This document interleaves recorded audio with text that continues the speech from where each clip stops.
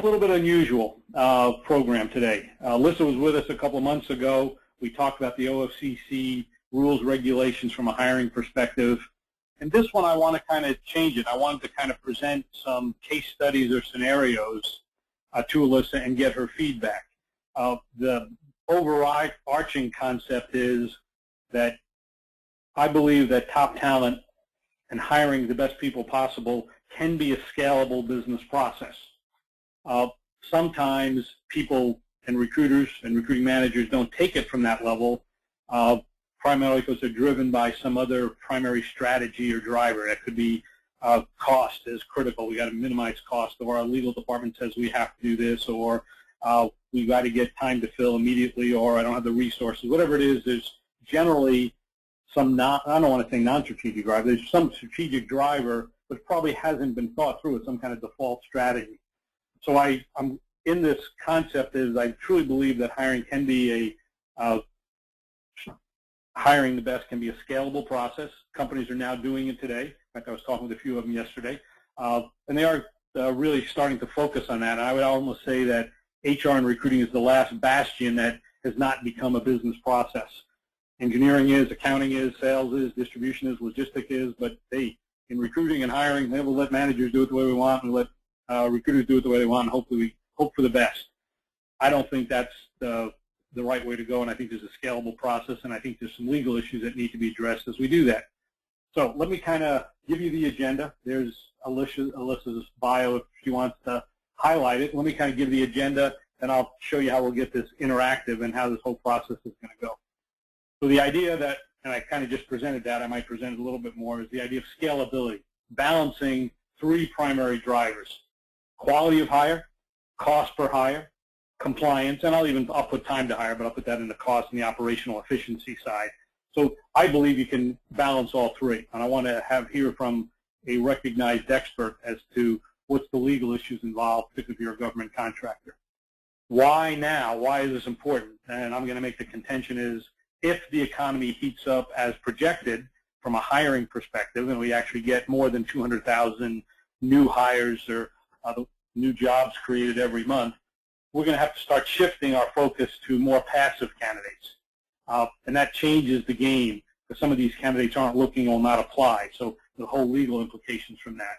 I want to kind of go through the OFCC, the basics of OFCCP, so at least you have that. Then we're going to get into three cases. The ideas of what's the legal implications of a pipeline, the use of, I'll call them non-traditional job descriptions that don't emphasize skills, that emphasize performance, and then the legal side of scalability. What do we really have to think of if we do this? What are some foundational principles we have there? And then summary and next steps. So that's where we're going. Any points that you want to make from an introductory standpoint, Alissa, of what you do and how you do it? I mean, who can read it? I could read it and say, Ms. Horvitz has substantial experience preparing affirmative action plans, but what's the focus of your legal practice, just so people get a sense of who you are and where your emphasis is? Sure, Lou. I was trained as an employment lawyer, and I sort of fell into dealing with the Office of Federal Contract Compliance Programs over time, but it's now pretty much all that I do. Companies don't have to do business with the United States government, but when they find themselves doing business either directly or subcontracting with the United States government, it comes with strings attached. And this is a new administration that is focusing a lot more attention on how employers are selecting individuals. So, the data that recruiters are producing and maintaining is becoming more and more important in these audits. They're being subjected to microscopic review, and we always think it's better to tell people how to do business and to be upfront about what the government's expectations are. This way you'll know. Going in, what records do you need to be maintaining, so that if you need to defend them later on, you'll have them, and just how to conduct business so that you're not trying to backtrack later on. That's what I do. I counsel companies to do it right the first time, so that how long it's have you been doing this, audit. Would you say? I mean, in this 20 some odd years. So you were there the day the Internet Applicant Rule was established, I gather. Oh yeah, I was definitely there, and some of the comments and concerns that we had during the process of having the rule move from proposed to final are in the rule. So yeah, I mean, we've been living with this rule ever since it was first promulgated. Okay, so let's kind of talk about why we have to focus on this now. So you got the essence of what we're going to do. We're going to look at the world of recruiting with a lot of new tools, Web 2.0, scalability, and legal compliance. So a lot of issues we're going to address. But this report, you probably haven't seen it in exactly that way, but that's the Department of Labor report, monthly job growth for the last 3 years. January 2008, flat. We then were into a deep recession, losing 600,000 to 800,000 jobs a month. A month for the period of October 2008 to basically July 2009. Things started stabilizing then. It wasn't until the end of 2009 we stopped losing jobs. It wasn't until a year ago we actually started adding jobs. We had one nice month, 400,000 May of last year. Then we went flat again. And now we've been trickling along at a couple 100,000 jobs per month. Not nearly enough to offset that, and you all see the unemployment rate hasn't declined by a heck of a lot. LinkedIn and my firm just completed a survey, white paper on hiring plans for 2011. Contacted 300 directors of recruiter and/or VPHR of companies in North America, small and large, but small wasn't that small, and large was certainly Fortune 50 companies. And so what are your hiring plans for 2011? Essentially 55% said they were going to be hiring 10% or more people in 2011. 30% were about the same, and about 15% were a decline of 10% or more. So there's certainly plans to do hiring. There's another report, though, that kind of bridges the gap between planning and actual hiring, which is the Department of Labor report. You could get this information from the Department of Labor monthly report, which is called JOLTS, J-O-L-T-S, but it's job openings and labor turnover. Both all interesting. There's another company called Wanted Analytics that actually takes that data and regenerates it for themselves. They actually go to all the major job boards, they take out unique postings, and just capture this, and they've been doing this for 6 years, openings, job postings by company. And they add them all up, and then they can divide them all back down. So you can get, if you want to find software developers who have C++ in Chicago, they'll be able to tell you what companies hired these people 4 years ago. So if you're a recruiter, pretty cool information because you can then target those companies that hired these people. At the aggregate level, pretty interesting. If you follow this chart, if you do a statistics 101 analysis on it, you discover that job postings lead to fills a couple months later. Makes sense. You post a job, it takes a month or two to fill it, and then it shows up in hiring. What's interesting, in March of this year, or March of 2010, we've been roughly at 1.8 million to 2 million going up and down, which kind of parallels what we've seen up here in the new hires. What's also interesting is we haven't gotten above the 2 million mark for a couple of years now, going on 2.5, 3 years. And I'm going to contend on unique job postings, unless we get above 2 million jobs, and I'm very interested to see this report next month, I'm going to contend that the hiring recovery will not start for 3 or 4 months. We have not seen it get above this level. If this trend line goes up here, then I'm going to suggest we will actually see some big hiring. And if we do see some big hiring, I'm going to contend what you've been doing for the last year in terms of hiring will not be good enough. You will have to target candidates who are less active, more passive, not looking, and that will change the rules, particularly if you're a government contractor, of how you have to do your reporting. So with that emphasis, let me turn it over to Alissa to give an overview of what the actual OFCCP says. So let's kind of go into this overview, Alissa. And since we didn't start right away, let's kind of go through a good solid overview so people have this foundation. Sure. The OFCCP is the federal agency within the Department of Labor that is charged with evaluating whether government contractors and subcontractors are engaging in equal employment opportunity when they are making hiring decisions, promotion decisions, termination decisions. And so the government's interest in this is making sure that when an employer is opening up an opportunity, It is advertising it very broadly, trying to obtain as diverse a qualified population as possible, and using the principles of equal employment opportunity at every single stage of the employer's hiring process. It's got to be a fair hiring process, especially under this administration. So the government's stake in this is that recruiting, by and large these days, is really done over the internet. And the government has defined which people employers need to be counting in the denominator of their equations to know whether or not the hiring rates are fair. And it has a four-part definition. The candidate expresses an interest in the position through electronic means, and the employer actually considers the candidate for a particular vacant position, and the employer determines the candidate meets the basic qualifications for the position, and at no point prior to an offer of employment does the candidate withdraw interest.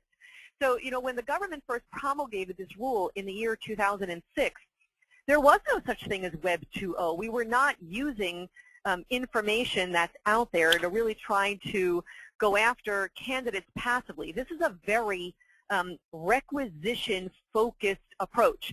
The employer is, on some level, opening up a rec, waiting for candidates to apply, evaluating them, and making a decision.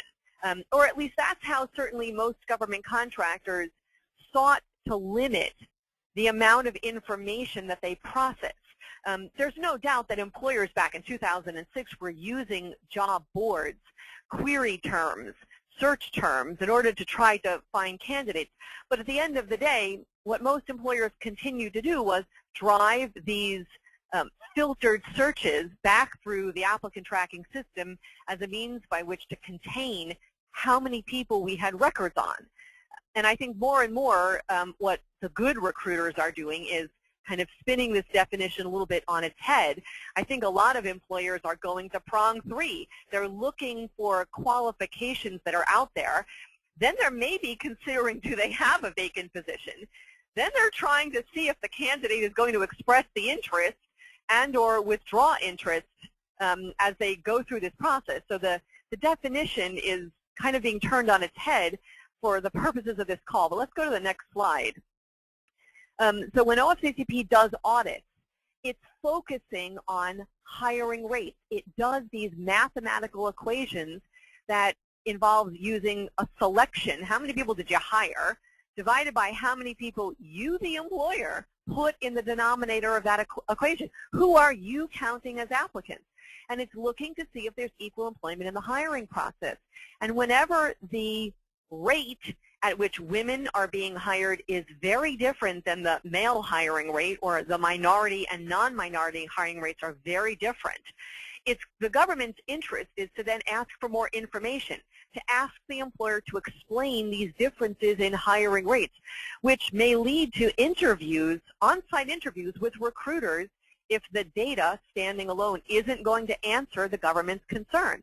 The government wants the employer to explain any unequal hiring rates, and that requires that there's documentation to explain who did you look at, what were the criteria you used to evaluate different candidates, why did you choose to move some along to the next step of the process, why did you reject others.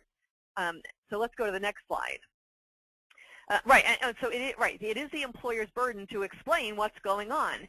And keep in mind, though, that in addition to having to explain the non-selection of too many women or too many minorities, there is this record-keeping obligation that the government is constantly testing government contractors for. Separate and apart from this definition of an internet applicant, there are record-keeping obligations, and the government absolutely is going to ask for proof that you are maintaining any and all expressions of interest through the internet or related electronic data technologies as to which the company considered the individual for a particular position, such as online resume databases and records identifying job seekers contacted regarding their interest in a particular position, regardless of whether this person is going to be on an applicant log. There are rules about what happens when you search an external database or you search your internal own profile and pipeline databases. So what my focus during this call is going to be is to ensure that when you decide to keep a pipeline and you decide to search for it, are you maintaining records of the searches? When you go to the external databases, whether you want to call LinkedIn a database or not, there are going to be rules around when you search and how you search and what you retain. So that's where my perspective is going to come into bear during the rest of this call. So listen, let me ask you a question. When you say particular position, there's got to be another definition of particular position. What if I express an interest in, hey, I want to work for Google. I don't care what position. I want to work as a software developer at Google. Well, I think then the question becomes, that's nice that you're expressing an interest in working for Google, but the government wants to know, when Google saw your expression of interest, did they consider you for a position? The government's interest is in ensuring that when it fills the position, it has done so in a fair and equitable manner. So what did it do with your expression of interest? Did it consider it for a job? Who else did it consider when it made its hiring decision, and who didn't get the job? Okay, we're going to go into that again. Let's kind of get this other part, and we'll kind of get into that, because I think that's very important. That's ambiguous and important. And I'll give you another story that happened this morning when I saw someone was developing talent communities. But let's kind of go through this, and then we'll talk about this, as I think this is a critical point here. Right, and the last issue that the government will test you for when it audits your company is to ensure that you are complying with the separate obligation to post the jobs. All positions that you are filling externally, so not those that you intend just to fill by moving someone from within the company from one position to another. When you intend to fill the job externally, except for positions that are very temporary, 3 days or less, and except for positions that would qualify as executive or senior management positions, and there is a legal definition for those under the Fair Labor Standards Act, every one of those jobs must be listed with an employment service delivery system, which, these are things like America's Job Exchange, some of the state job boards, the unemployment offices. I can help you to define those, but the obligation on the part of the company, and it may be something that the company chooses to assign to the recruiters, but nonetheless, the company has an obligation to ensure that as broad and diverse a qualified population as possible is finding out about the opportunities. So these are the government's interests: the record keeping, the fairness in the process, and the posting. Okay, so what can you give roughly what the senior management position and above, where this cutoff is? Sure.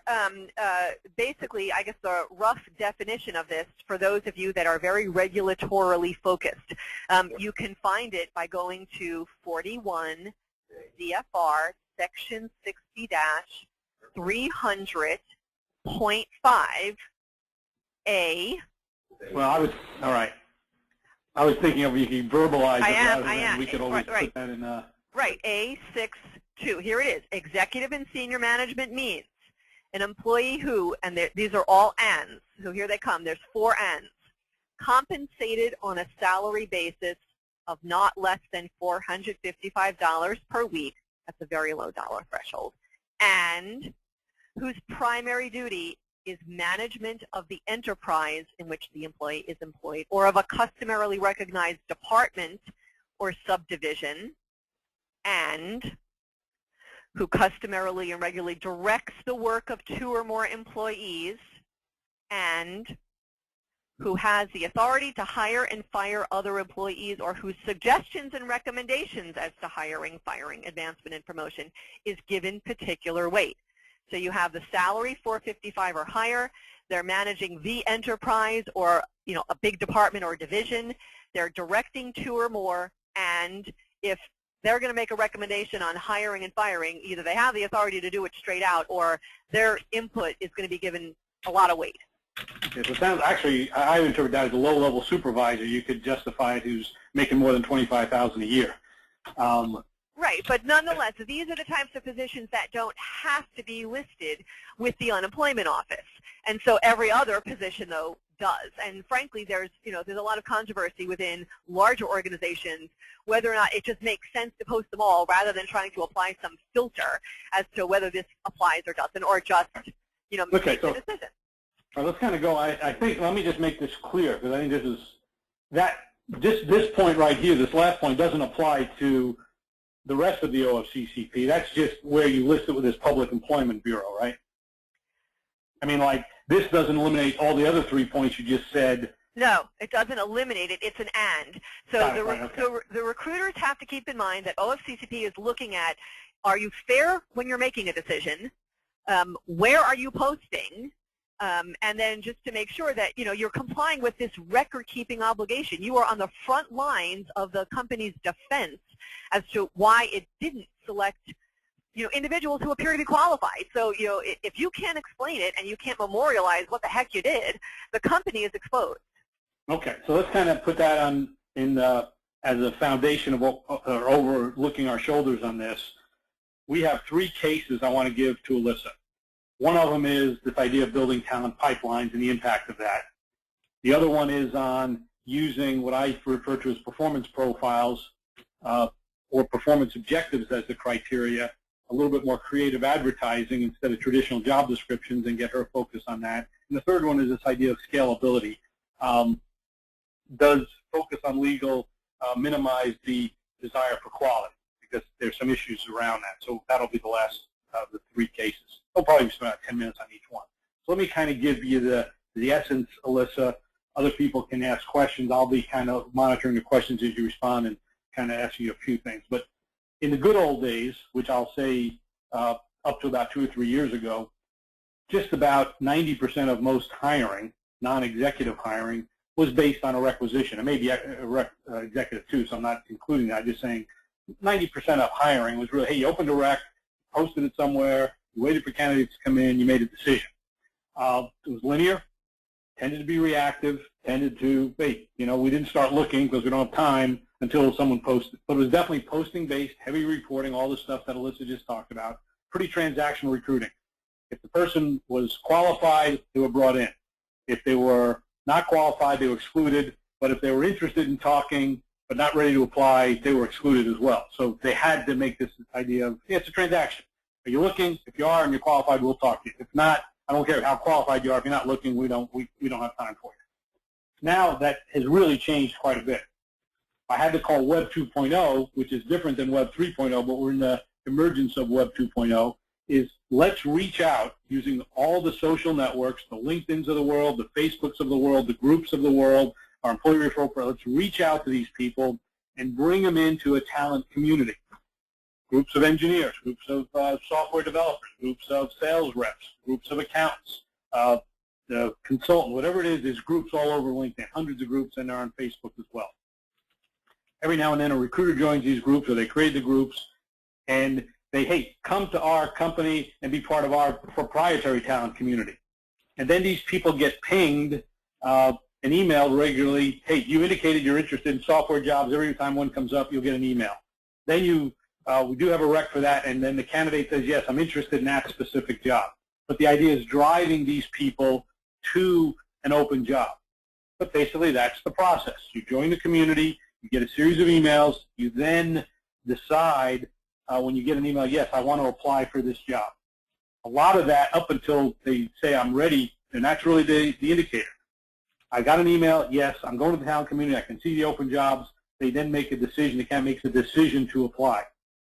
We nurture these pipelines, whatever we do it, videos, games, contests, but they're pushed to apply. So the question I have for Alissa is, it's very clear, I mean, to me it's clear, but it might not be correct, that when the person, you get the email that says, yes, I want to apply, at that moment, record keeping is essential. That they said, oh, here's an open job. But up until that, it's really not clear because most of the times these people are just interested in hearing about jobs. That's all they said. I want to hear about jobs when they become available. Then I'll make the decision when I'm ready to apply or not. What's your take on the whole concept and where reporting starts, stops, should start, yada, yada, yada, the whole thing? What's your whole overall perspective on that, Alissa? There are 2 issues. One is record keeping, and one is who is an applicant. And I think it's easier to answer the applicant question first. And in the hypothetical you set up, this person is not going to be counted as an applicant and evaluated for equal opportunity decisions unless and until the person expresses the interest by applying to the position via whatever the means is that the employer set up. If the means is you have to come into our applicant tracking system, you have to apply online, you have to submit a profile.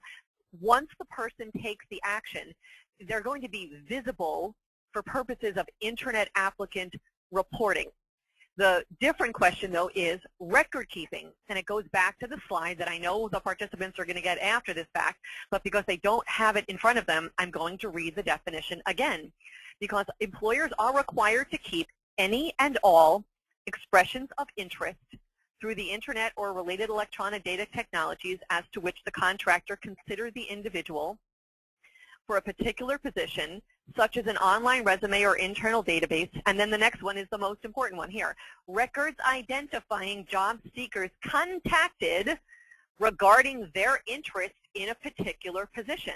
So when you're not contacting people for a particular position, and you're simply just trying to keep them on your radar screen, I would contend there's no obligation to be saving those kinds of emails.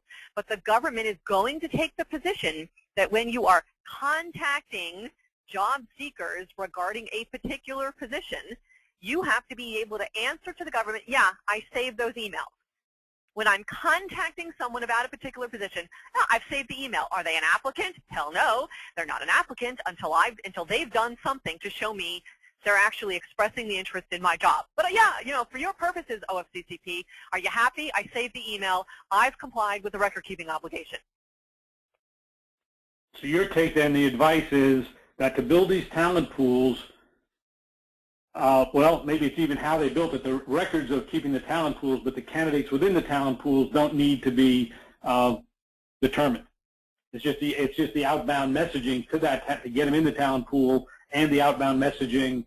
The email says, hey, we now have this open job rec 76404 for this job. At that point in time, you still have to keep the emails, but you don't have to keep the actual specific candidate records until they officially apply. Is that your? Yes, that's my position. And you know, we're not yet talking about what is going on in the database that you're using to collect the information, but the government's position is that you, the employer, need to know when the person came into your database, which it seems to me that most systems will, you know, tag the inbound profile or expression of interest with a date. Fine, great, congratulations, OFCCP. We can tell you when the person actually came into our system. Okay, so let me give you the other example, and I think this should drive some questions. I've got a Facebook page. I'm with a company, ABC. I got a Facebook page. I have people becoming friends of my page on Facebook. It's a public record. I don't keep, I mean, yeah, I probably now on certain sites, actually you can see the names of every single person when they join. I don't know that I have that visibility on Facebook. I know on a Ning site, which is another methodology of which you can create a network. You can look at each of the people who joined, the date they joined, and you got it. On Facebook, I don't know that you have those records. On LinkedIn, I don't think I have those records. You know, a lot of people are creating these groups outside of their company. They're LinkedIn, Facebook, Ning, there's all the other sites that do this. So what if it's not your own site? It's just a community of people who've joined together around your company. I don't think the employer has any obligation to maintain that kind of information if you're just simply asking people to join a community. But, okay, so now I ping that community. So now let's go to the second level. I now ping that community, because that's how you do it. Okay. I send an email out to everybody here. I ping it. It's a public community. I ping, hey, you interested in my job? 90% say no. 10% say yes. I suspect I still do have to keep that email to this public community. Yeah, I think that the OFCCP could certainly take the position that when you pinged the community to announce that you had a particular position, yes, I think that they would want to know, how did you advertise the fact that there was this opportunity? Well, this is what I did. I pinged my community. Here's the email. Right. I don't know what the government's going to do with it, but I think you need to be able to answer, yes, I had a particular position in mind, and I pinged my community. Okay, let me answer Kimberly's question. I think I know the answer, but I'll want you to answer. Are we now going to have to define job seeker if we are networking with passive candidates? They aren't considered job seekers, correct? So that was correct. So what is use your term to answer. I mean, I have my own belief would be, but I'm not a lawyer. I just play like one. But so someone's a passive candidate. When does a passive candidate now become someone for record keeping? State it in slightly different words, so because I think that's important. When the person expresses the interest in your job.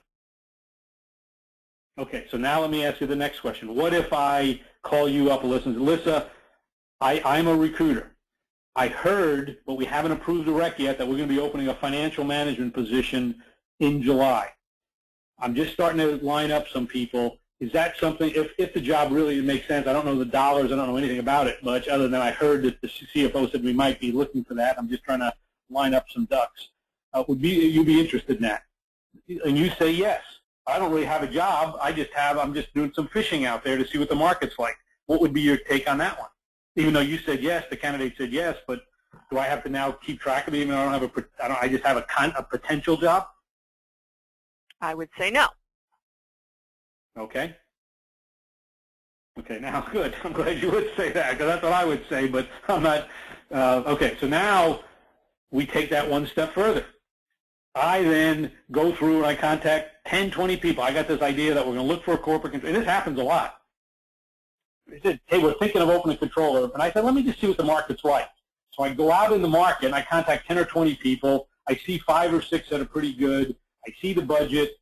I then I go to the CFO and say, here's 4 or 5 people I think are pretty good. I think I pre-qualify everybody. I now have the list down to a couple of people. I don't even open a rec. I think, let's just meet these people and see if that makes sense. Haven't even opened a rec. We're just into I'm in this quasi phase. It's not really a rec, and we hire one of those 2 people. And then we open the rec after we've already narrowed the selection down. Let's go back. How did you decide to contact the people you contacted? How did you make that selection decision? Typically, I would talk to hey, we're looking for someone who's got probably 5 to 10 years of accounting and a CPA. But we haven't opened a rec. We just kind of know it's got to be a CPA, 5 to 10 years, big, working for a Fortune 100 company. It's probably not much more than that. Back up. How did you know who these 10 were? Did you query a database that you have been maintaining and stick in CPA 5 to 10? How did you know? I did. I went to LinkedIn. And ZoomInfo, and I did a Boolean search online of the public databases.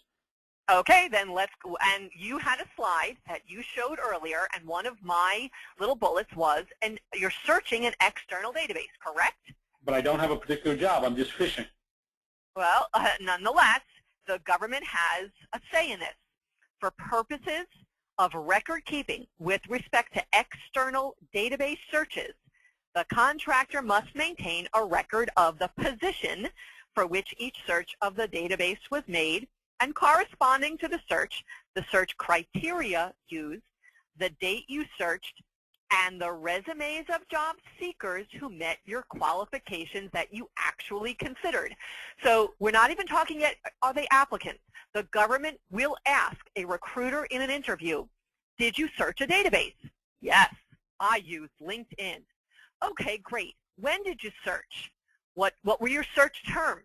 And the government is expecting you, Lou Adler, to have a document that says on April 28th, I searched LinkedIn using the terms CPA 5 to 10 and whatever the string was, and what came out? Oh, well, the output that came out gave me, I don't know how many candidates, I didn't have to keep track of that, but I saved here. This is my record showing that I contacted these 5 candidates.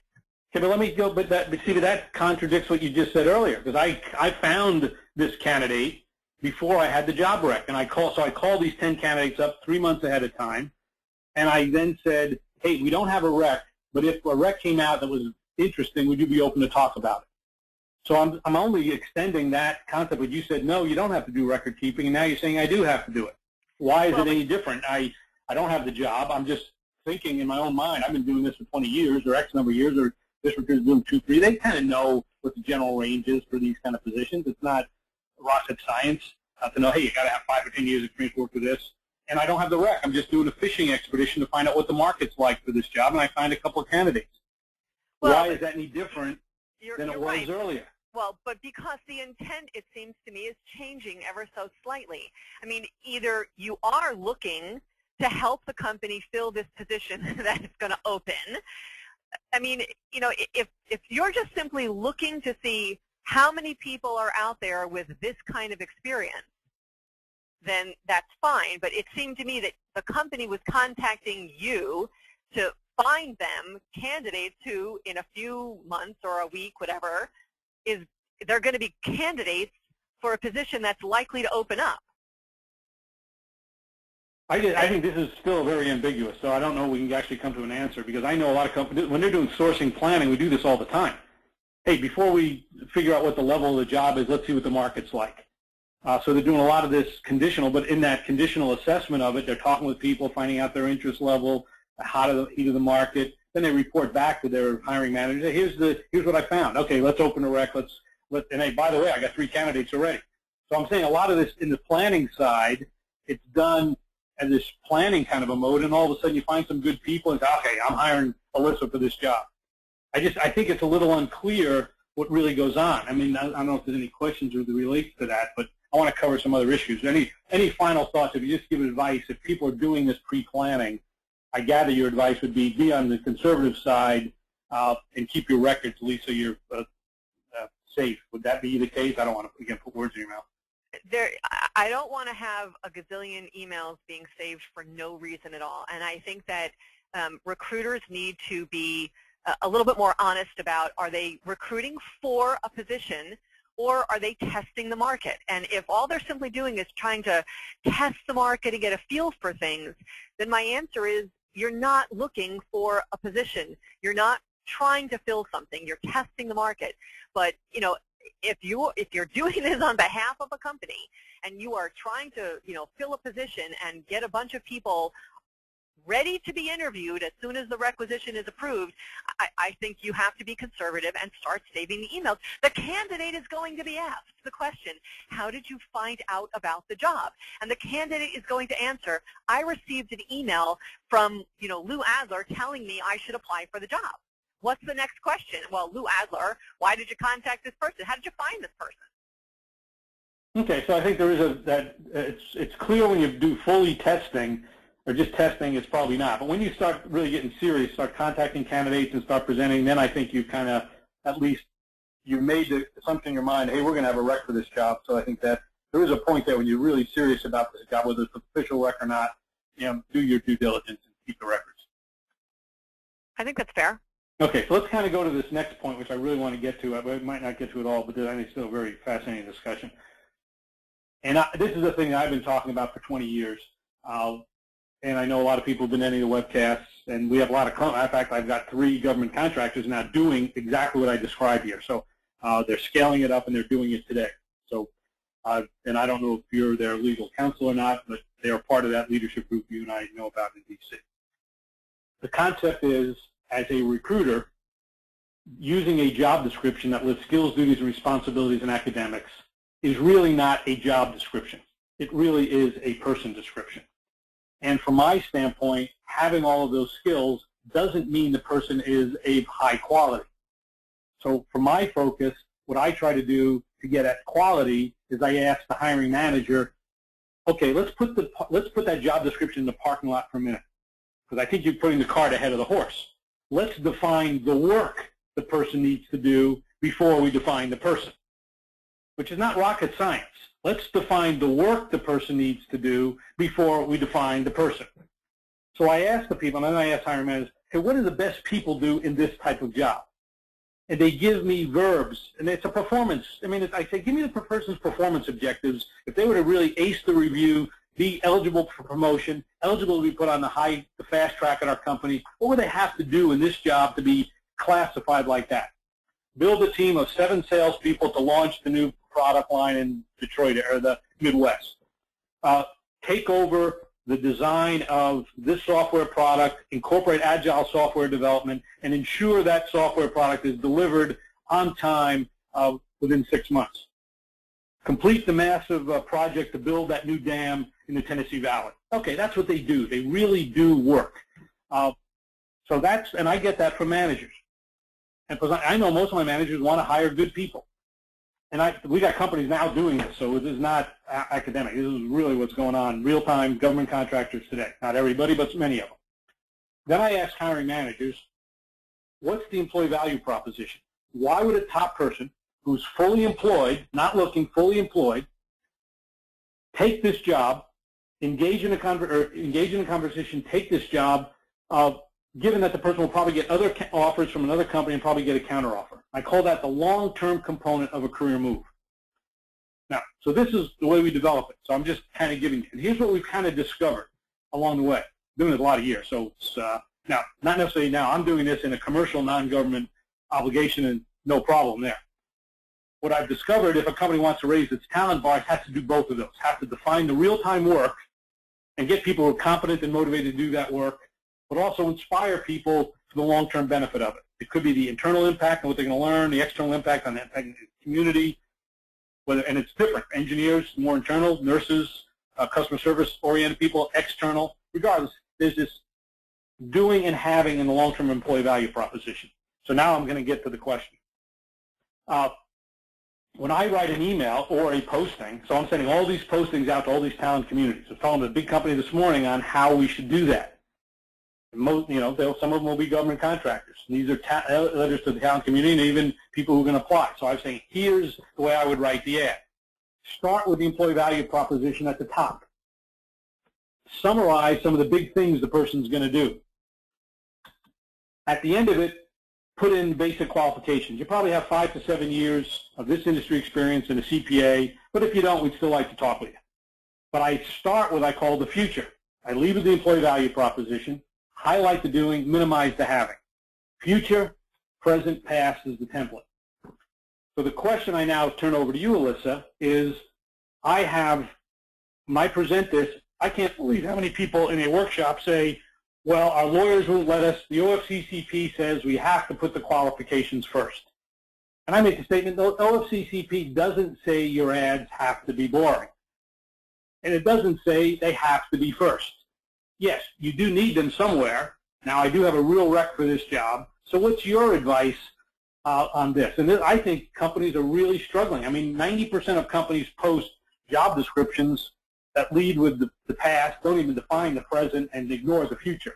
So to me, just in a general sense, it makes no sense to post jobs. What would be your legal opinion on writing a job that emphasizes the EVP, highlights the present, and puts the past on the list because you have to have it, but doesn't glorify it?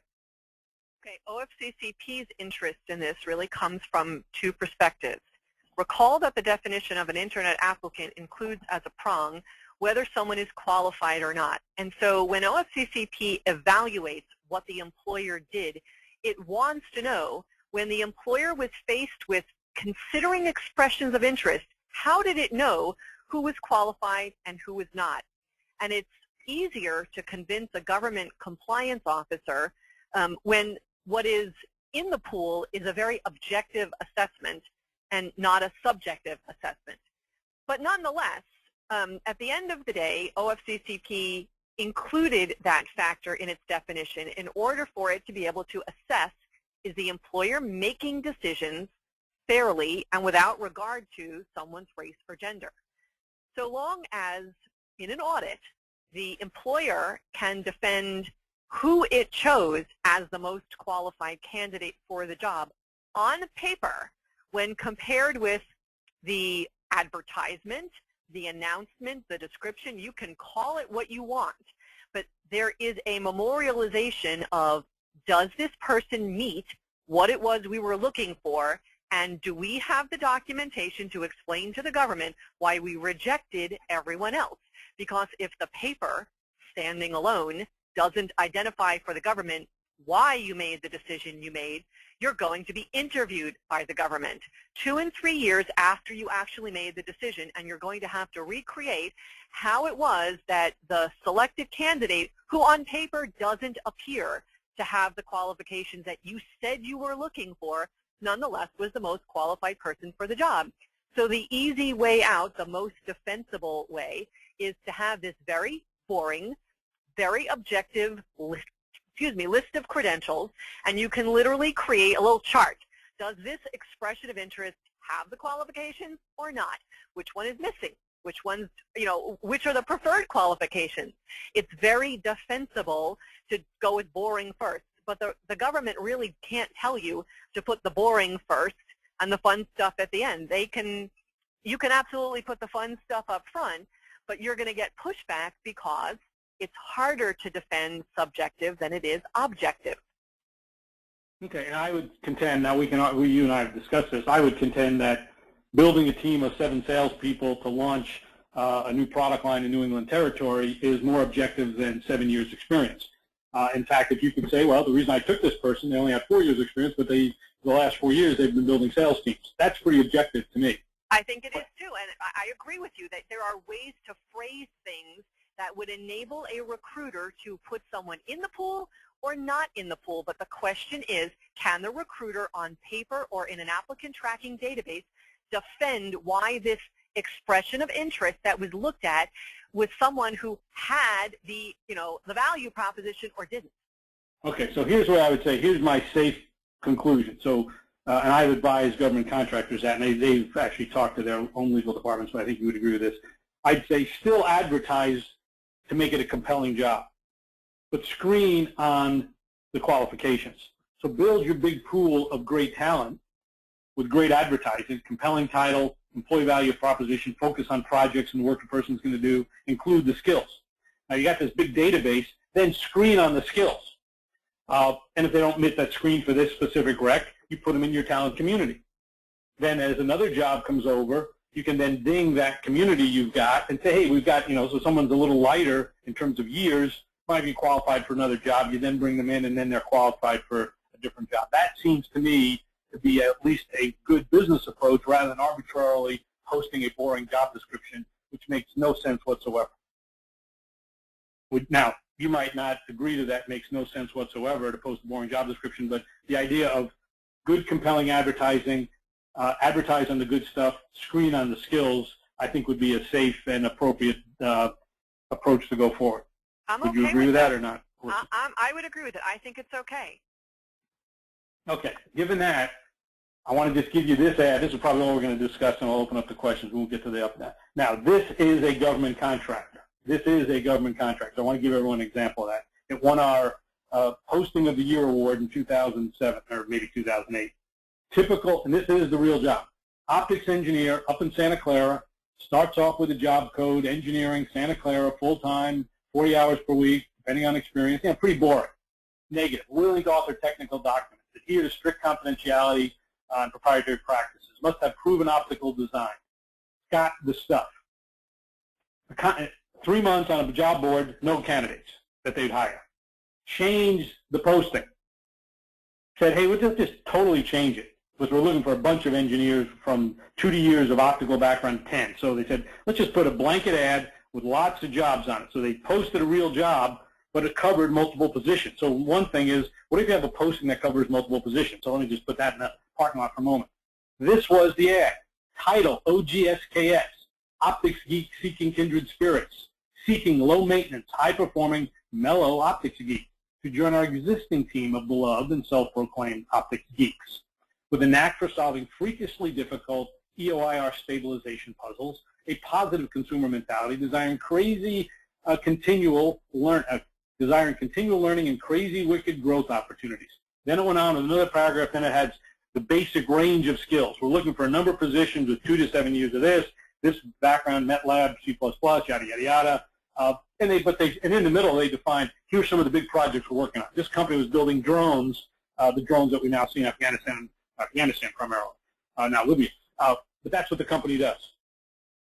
It worked. So the point I asked you then, and then we were driving people through with Twitter feeds too, to their talent community. So the issue now, there's a couple of legal issues here, and you give your advice on this one, Alissa. The company posted a job that was very creative, but it was not a posting for a single job, it was for multiple jobs, and it clearly said that in there. The company then received resumes and then decided and contacted these people and said, hey, we have this job for you, are you interested? So kind of give us through your generalization of where should reporting begin, how should they do it, and all that bit. What would be your kind of summary on creative advertising to attract top people? I think it's completely lawful to have creative advertising to attract qualified candidates. but mathematically what you've set up in your hypothetical is that the employer is going to be making several selections from among a common pool.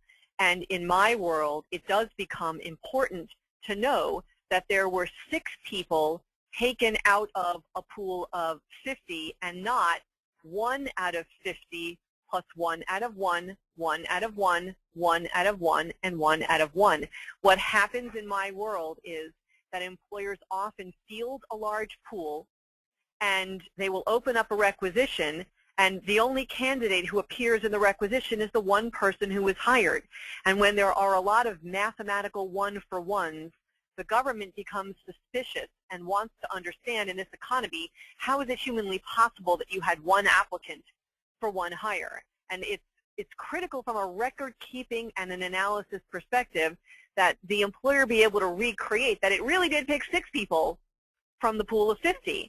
And it becomes complicated because what the government never fails to understand is that you could have an engineering pool and you're going to pick people out of the pool and assign them a title based on their qualifications. And the title that's being assigned could be at very different levels of the organization, which means in my world they're at different job groups. And it's a lot of mathematical machinations for an audit to try to explain to the government how we started out with a pool of people. They really weren't applying for a particular job. They were applying for a range of jobs. We picked multiple people out of the pool, and the title at hire really had nothing to do with the title that they applied to. I'm not going to say it's not easy. It's a difficult defense perspective, meaning the lawyers. For a lawyer to defend this selection from a pool is not easy, but so far you've not set up for me a hypothetical that leads me to think there's anything discriminatory going on. But it's all about the record keeping, making sure that you, the recruiter, can explain to me, the lawyer, and the government compliance officer where the pool came from. It was, the 50 people who loved the ad and expressed interest, and who did you pick, and where did they go? Yeah, I think interesting, and let me just because I want to get to the summary here of what we're really doing here, but because I don't want to take 1 or 2 questions.